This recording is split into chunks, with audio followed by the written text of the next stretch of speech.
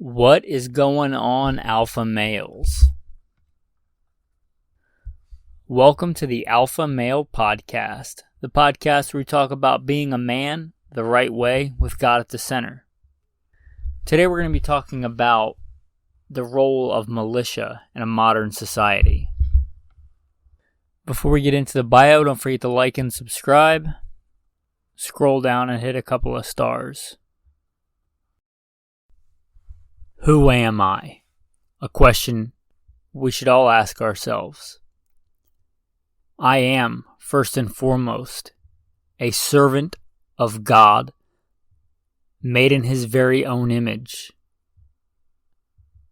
a follower of Jesus Christ,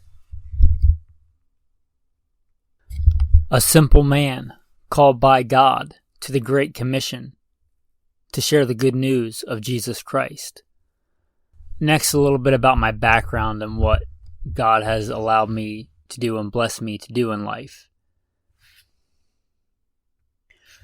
Grew up what most would consider very poor in the backwoods of the southeastern and mid-Atlantic United States, hunting and fishing. Joined the Marine Corps at 17. Did a couple of combat tours in Iraq. So a decorated Marine Corps combat veteran. Infantry assaultman. After the combat tours, I was an urban warfare instructor for the United States Marine Corps under Mojave Viper. I also served in the U.S. Army, both full-time and part-time National Guard. Also a veteran of law enforcement. I served with LAPD. I was a sworn peace officer, a cop for LAPD. I worked regular patrol assignments and more specialized assignments. One of those more specialized assignments was warrant service, fugitive recovery. Also had some other law enforcement roles. I am an FBI certified firearms instructor and been certified by another 3-letter government agency in a lot of firearms and training things. I've also been a private contractor, worked in the private sector, pertaining to tactics and gunfighting and protecting America from enemies foreign and domestic.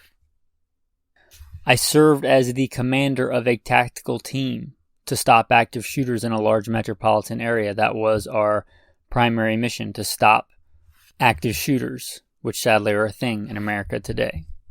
I've also been blessed to do quite a bit of competition shooting.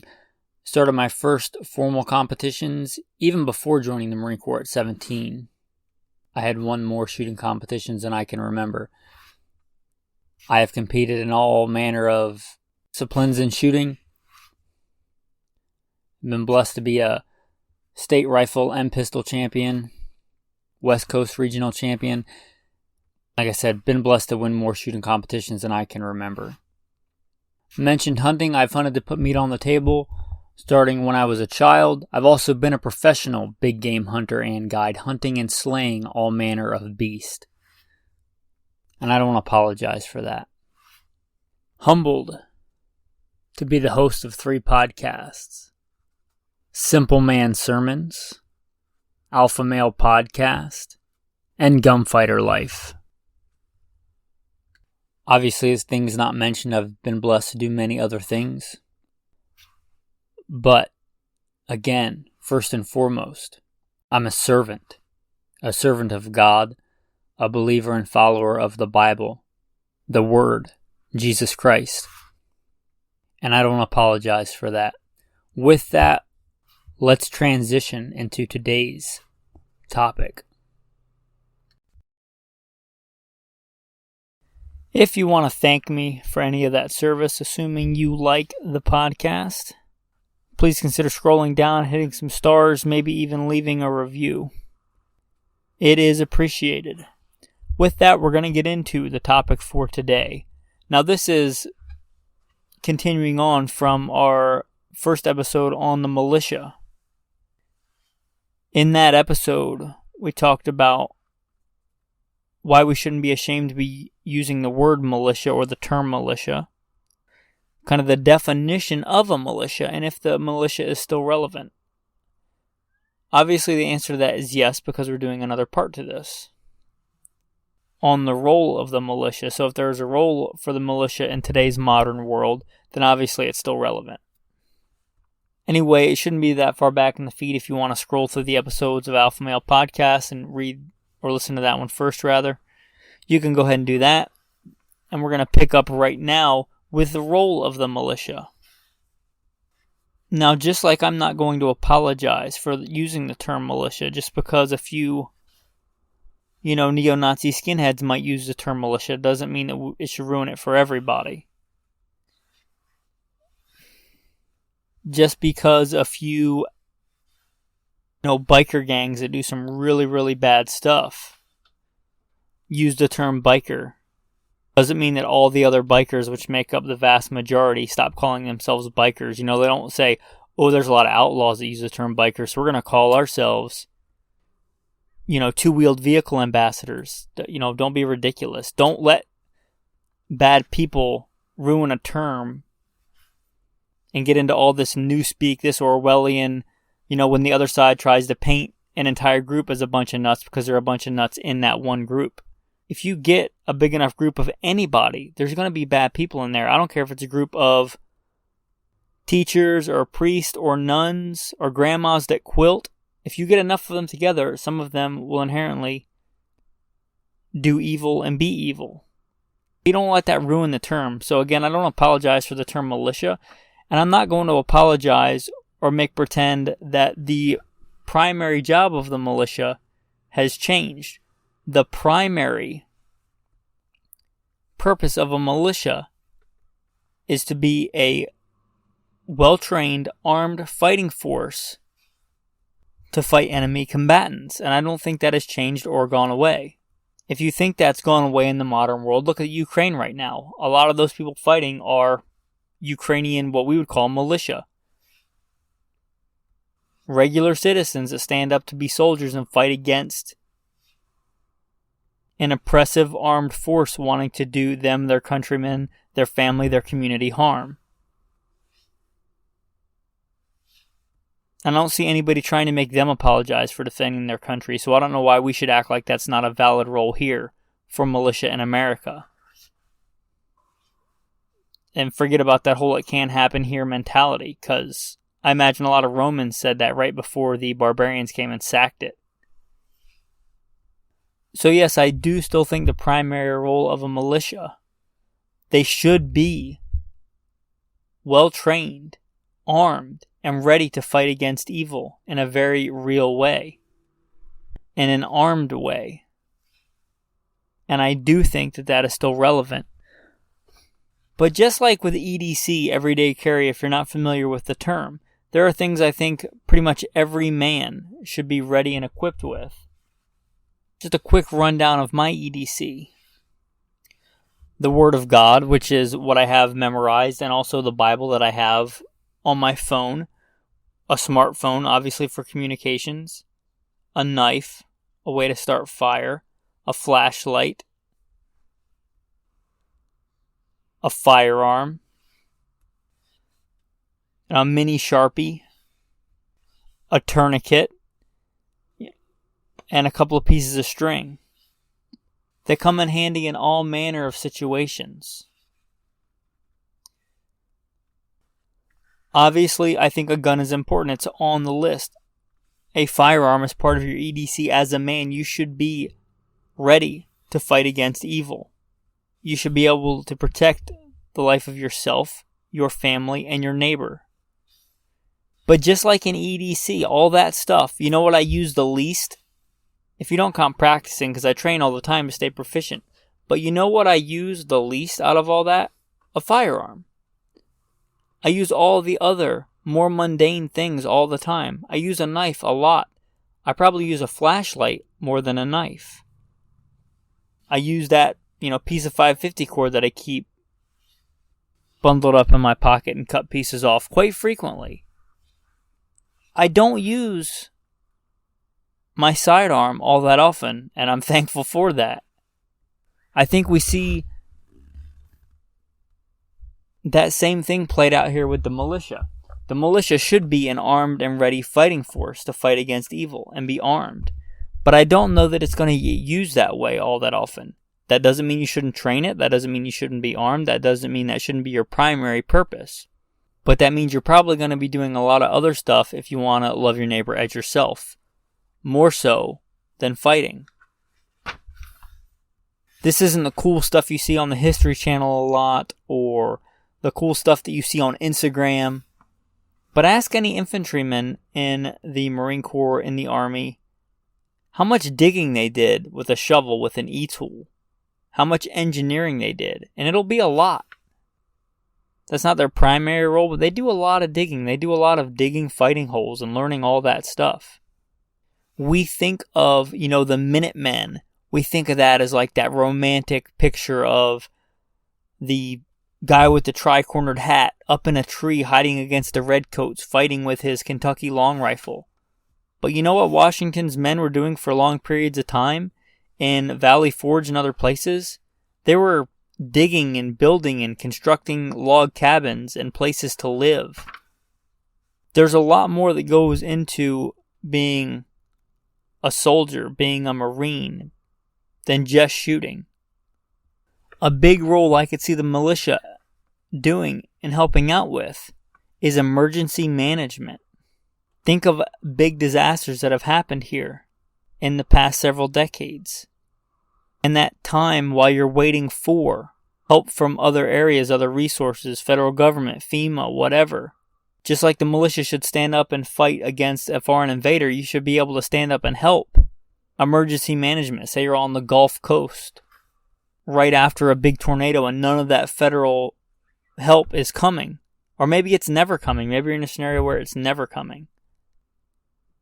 Being the organized, calm, rational ones because you're good at dealing with stress in that scenario, because you're organized, you're uniformed, you have a structure, helping people evacuate in a safe manner. Again, emergency management. Maybe it's an active shooter scenario where the militia gets there after the active shooter's already taken care of, but you still have a bunch of wounded people. Mass casualty triage. The militia can help with that. The militia in a modern world, that's a thing that happens. If there's a lot of wounded people all freaking out, again, evacuate people and then triage. Again, we talked about, I carry a tourniquet as part of my EDC. You probably, in a militia, should have a couple. You love your neighbor as yourself, not just for you if you get shot, or your militia buddy if you get shot. But what about the 6-year-old girl that got shot and you show up and the active shooter's already ceased being a threat, but you still got to help people? It could be a while before any kind of semblance of order is on that scene, and you could be that semblance of order.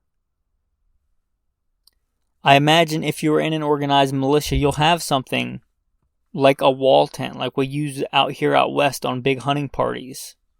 A big canvas wall tent with a wood stove. You may have to make an impromptu field hospital, a clean environment, much cleaner than that around you.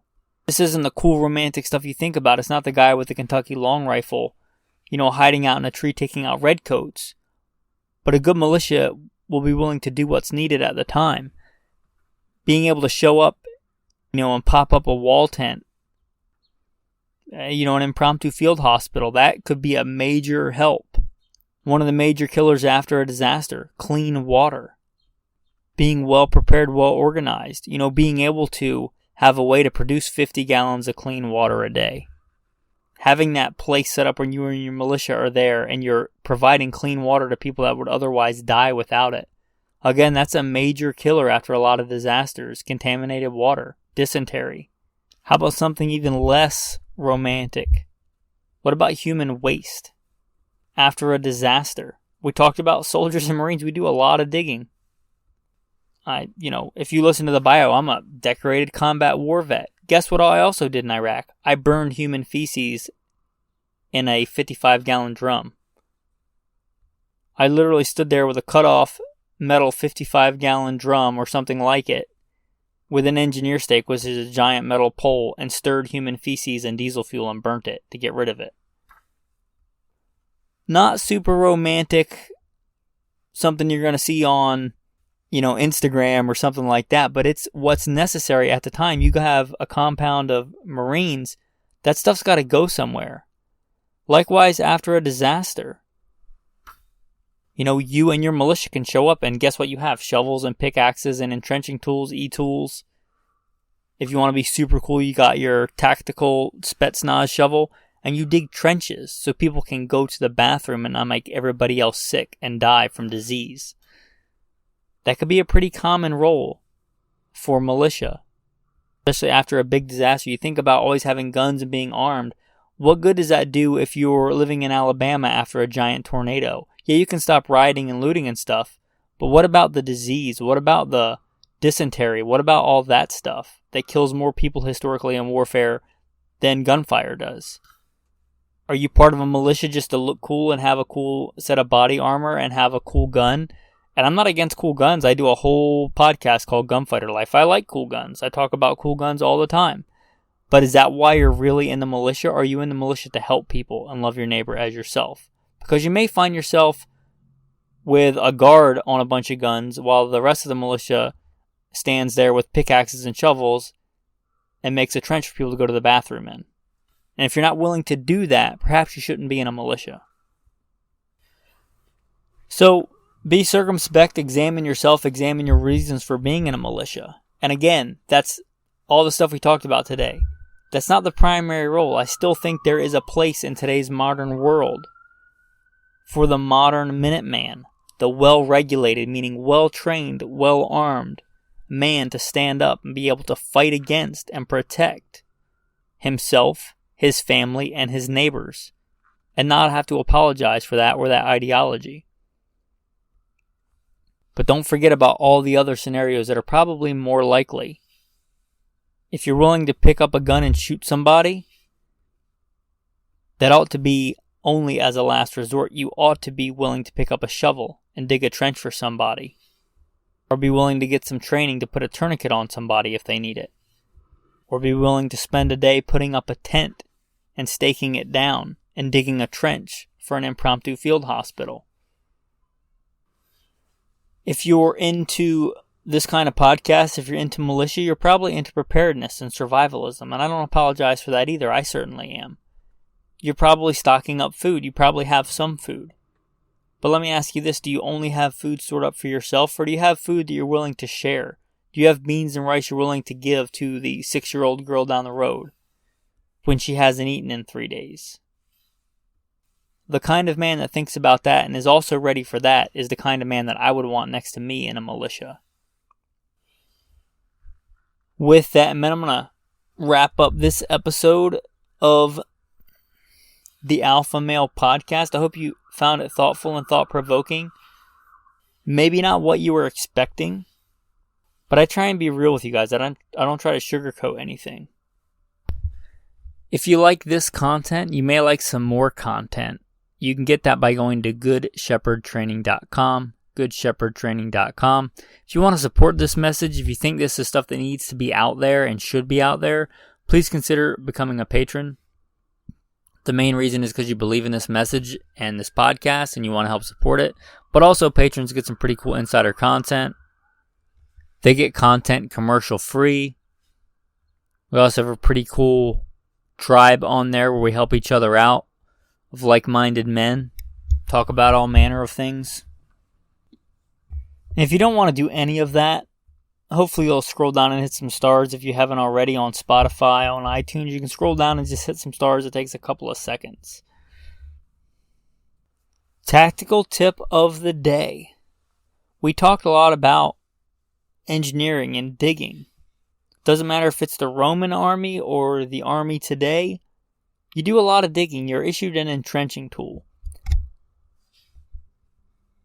I don't often mention gear on my tactical tip. I try and keep it to skills. But for this, I think it's a piece of gear that you should have. I don't have any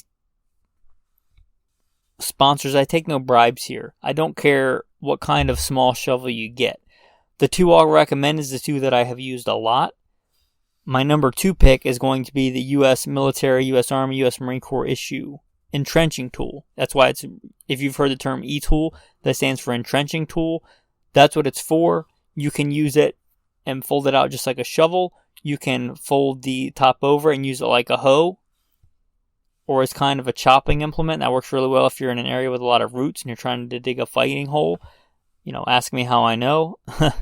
Or if you're trying to dig a trench. And there's a lot of utility for you being able to fold that over and put it at a 90-degree angle. You can also fold it at that 90-degree angle, turn it upside down, and sit half your butt on it if you're trying to go to the bathroom outside. And then when you're done, turn and cover it over. It's a little pro tip for you there if you wanted to know that. My number 1 pick, though, is the Russian version, their Spetsnaz shovel. It's a really good weapon if you needed to use it like that, but it's just simpler. The Russians are known for making stuff rugged and simple, and this e-tool, their version of it, whatever they call it, is no different. Cold Steel makes a version that's really good quality. I use mine all the time. It's literally sitting by the door right now. It gets used a lot, and I think that, just because it's simpler and lighter, is probably a better choice. But either one. Or just take your pick of giant hardware stores that you want, or small local, small town hardware stores, whatever your color of choice is, orange or blue. They probably have a small handy shovel there, and it's good for a lot of tasks.